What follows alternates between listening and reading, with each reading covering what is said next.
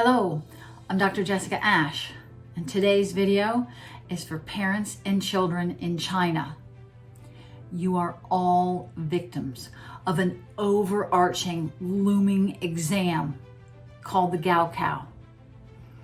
Parents who carry the double burden of parenting and working hard to build a strong economy have been conditioned to tell their children, "Go study for the Gaokao."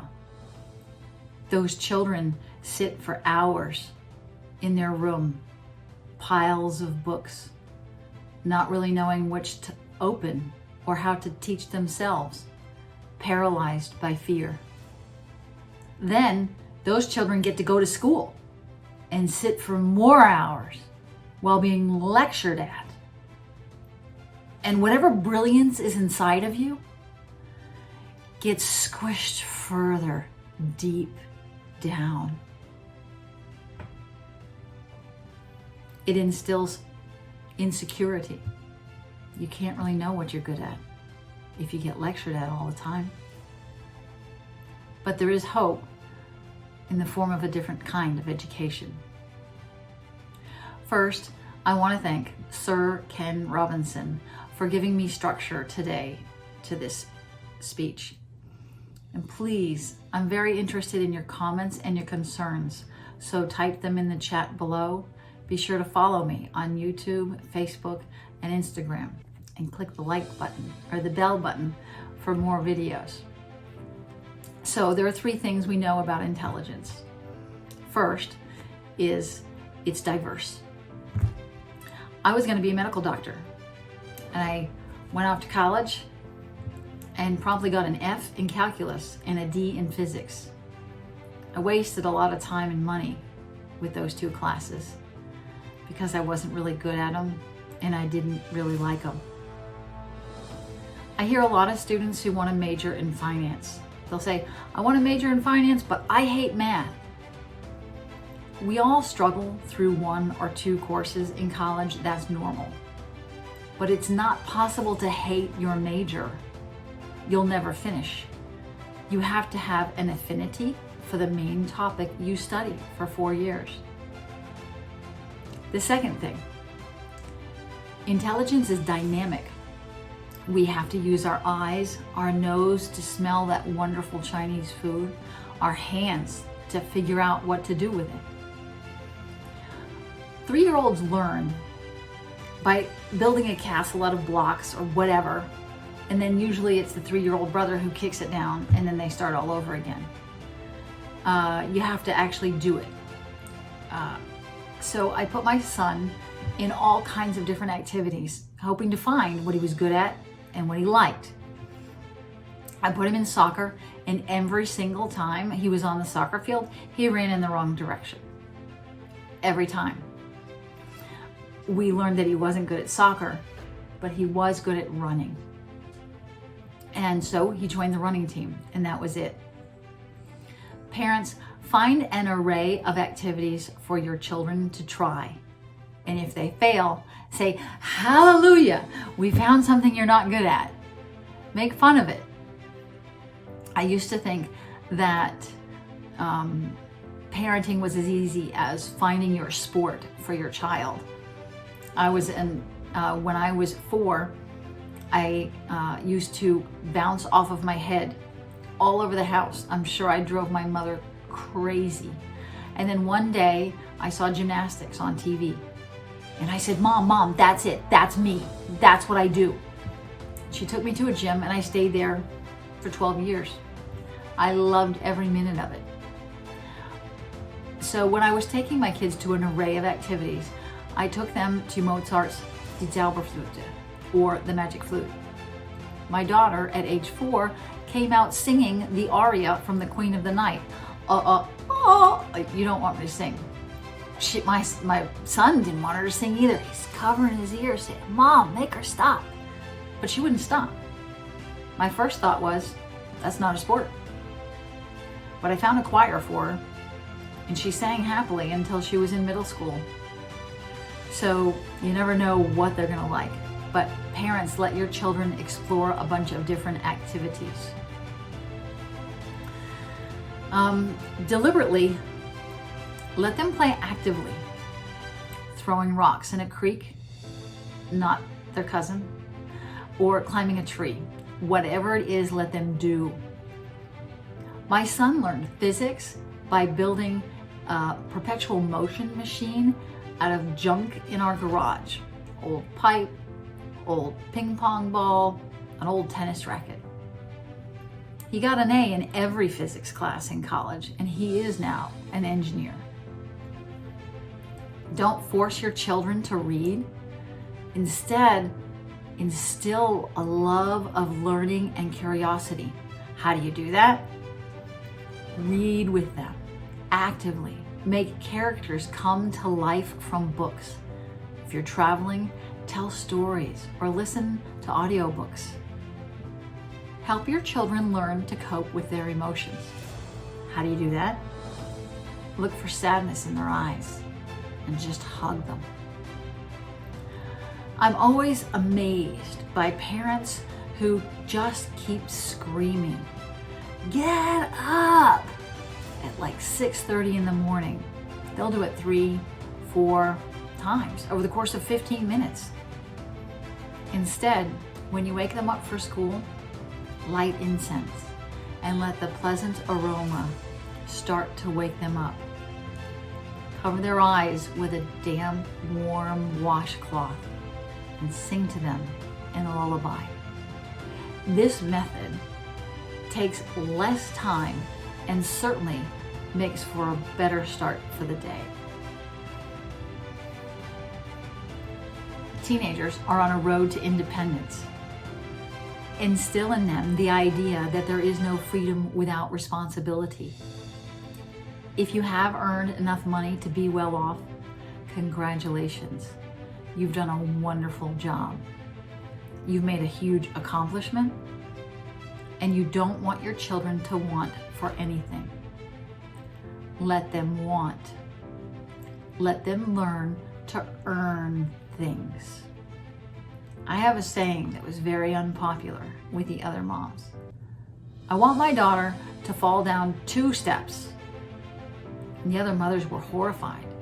Why would you want your child to hurt? Well, here's why. My son was 2, and we were in the kitchen. I was feverishly putting pots on the stove, getting stuff out of the refrigerator, ready for dinner. He had his toys in front of him in the kitchen with me. And I looked at him and I said, "Don't touch the stove, hot." Well, in hindsight, I realized that saying that 20 times over the course of 20 minutes, all that really did was pique his interest in it. So I was watching him with my third eye, but he was watching me closer. And once I turned around to put something in the fridge, and he reached out with his index finger and touched that stove, he flew back, screaming, landing in the cabinets, just crying. Well, I was scared to death. His finger was okay, but he never touched the stove again. We want to think, especially as an educator, that our children learn because we talk to them.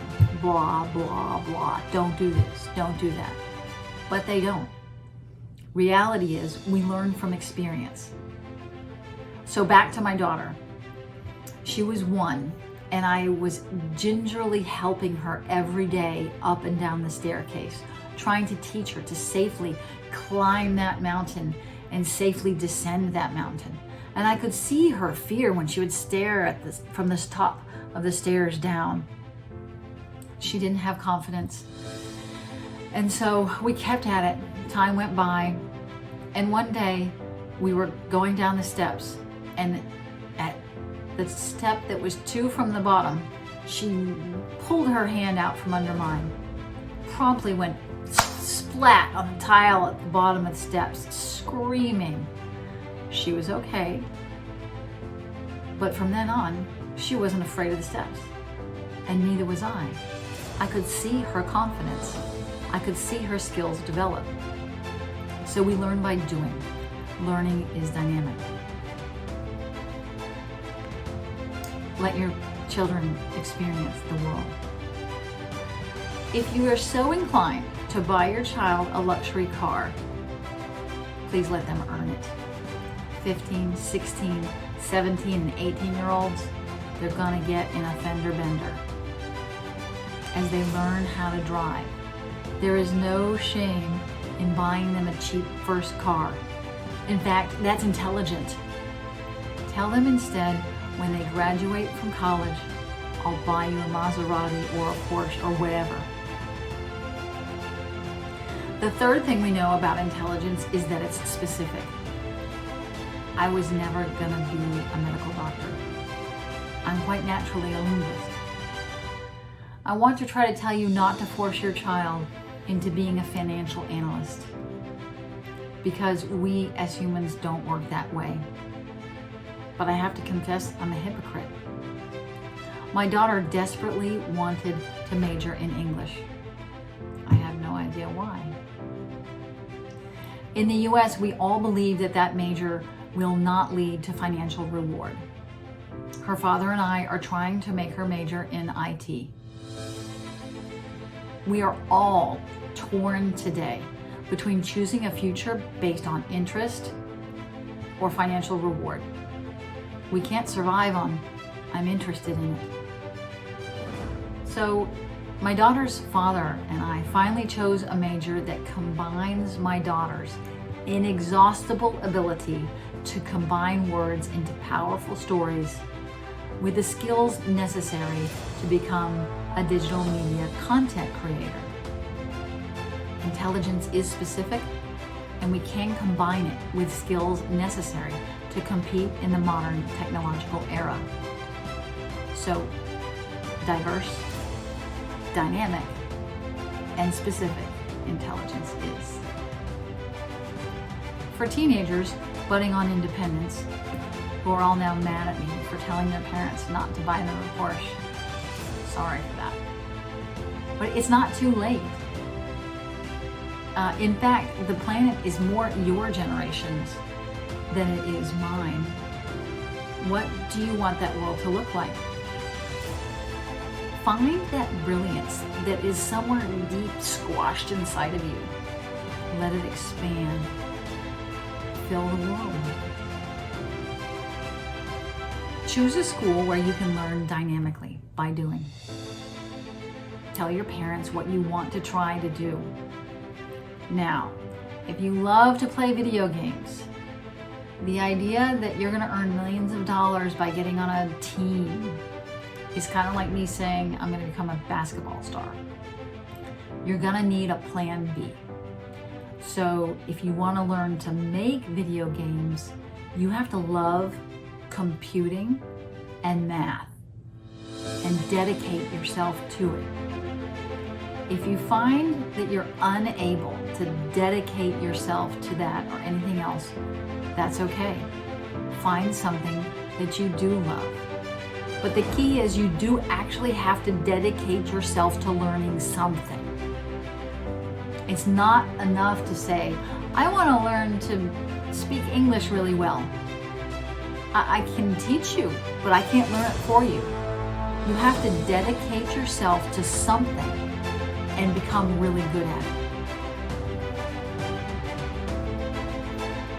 The glorious aspect of this time in China's history, as a country that's newly developed, is that there are so many more careers open to you.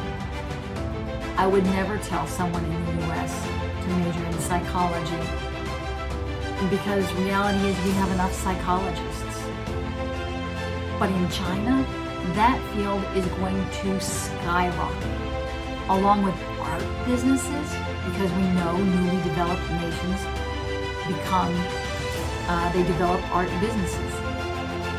So think about businesses that may boom in China over the next 10 years. And I'll give you an example. I'm a big pet lover. And my husband owns a doggy daycare and kennel. It's relevant because it may be a business that you can think that, well, you know that pets are becoming more popular in China, and people need a place to bring them so that they're safe when they're going to work. This will become a popular business in China, but there are others. I have a lot of students who say, I want to major in business. That's not good enough. Every business is based on creativity. That same creativity that came from my son running the wrong way on the soccer field and from building that machine out of nothing. So if you are thinking about business, the question is, what kind of business do you want to create? Remember, this planet is more your generation's now than mine. Think creatively about the popular businesses in the next generation. Don't just stare at an academic advisor and say, I just want to get a job when I graduate. What job do you want? What can you dedicate yourself to? What can you work hard at? Take classes in subjects you never knew existed, like women and gender studies. Young men out there, you laugh, but where do you think all the young ladies are? Just take one class in something unconceived. Teenagers, be aggressive about your future. Say, Mom, Dad, I want to study here, and I want to study this, and here's why. Your future is very bright.